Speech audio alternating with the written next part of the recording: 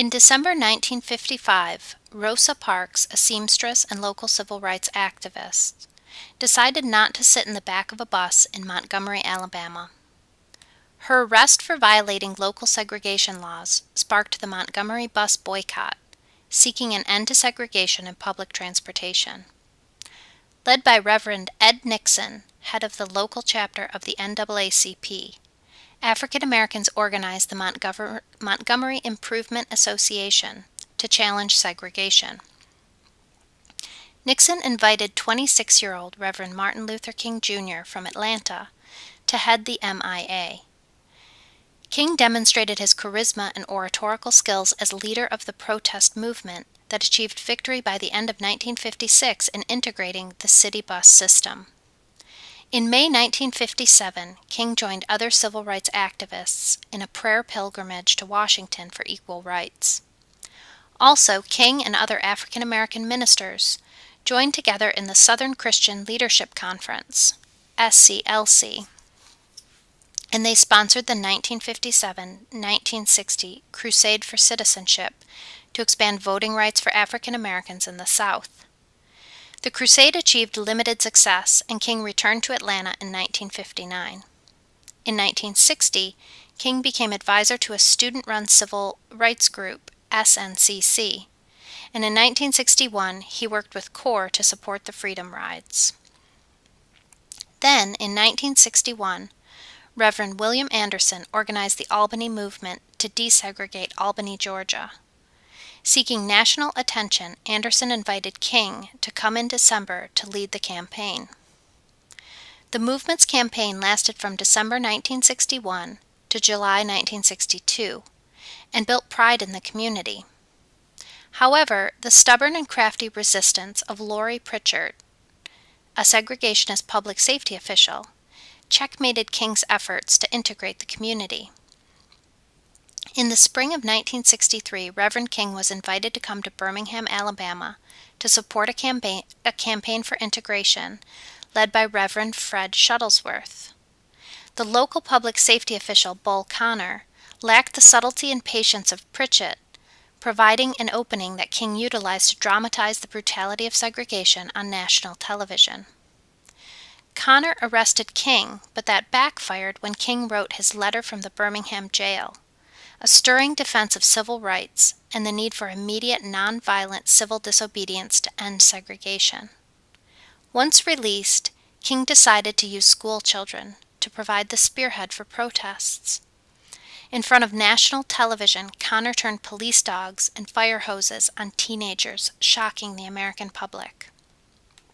The images appeared in the press and television screens from China to Chile, embarrassing the Kennedy administration and local moderate businessmen in Montgomery. The Justice Department, led by Robert Kennedy, encouraged negotiations. On May 10, 1963, an agreement was worked out, ending segregation in public facilities and providing for additional hiring of African Americans by the business community. Going from this success, King helped organize the August 1963 March on Washington to press for a federal civil rights law. Approximately 250,000 people traveled to Washington for the protest, and King delivered his passionate and moving "I Have a Dream" speech. Meanwhile, Congress considered a civil rights bill. Republican leaders in Congress worked with Democrats to agree on a bipartisan bill. After the death of President Kennedy, LBJ took the lead in twisting the arms of fellow Southern Democrats to prevent a filibuster that would block the legislation. The 1964 Civil Rights Act made it a crime to discriminate in public facilities, employment, and unions. It strengthened the powers of the federal government to end school segregation and made it easier to register African Americans in the South for federal elections. Congress passed the 24th Amendment, outlawing the poll tax, another barrier to African Americans voting in the South. However, King and other civil rights leaders believed the legislation did not protect the right to vote.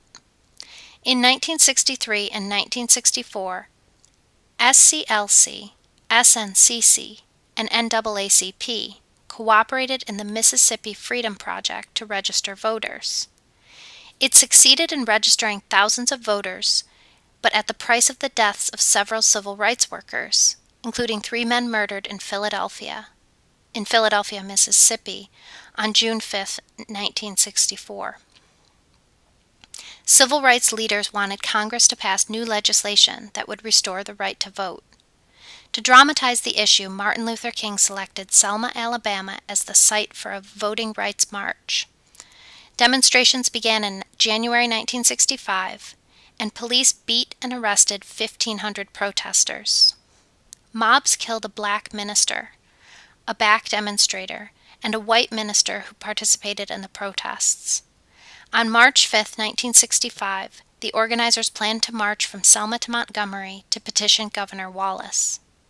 State troopers and local police attacked the marchers on the Pettus Bridge outside of Selma, while national television covered the brutality. In the wake of the violence, President Johnson called for a Voting Rights Act on March 15, 1965. The Voting Rights Act of 1965 restored the right to vote to African Americans, a crucial element in the subsequent election of President Obama. After Selma, Reverend King headed north and led a campaign for economic justice in Chicago in 1966. But the stubborn opposition of Major Richard Daley frustrated King's efforts. King then turned to supporting the Poor People's Campaign in 1967 and 68 for economic justice. While working on this campaign, sanitation workers in Memphis invited King to come and support their strike for better working conditions. On April 4, 1968, James Earl Ray killed Dr. King in Memphis. In the wake of his death, riots broke out in dozens of African American neighborhoods across the country. Meanwhile, in Memphis, local community leaders agreed to negotiate with the strikers. In Washington, Congress passed the third and last piece of civil rights legislation, the 1968 Civil Rights Act, that barred discrimination in the sale or rental of housing. It made it a federal crime to interfere with the civil rights of an individual, allowing for a measure of justice for civil rights workers who were victims of violence in the South.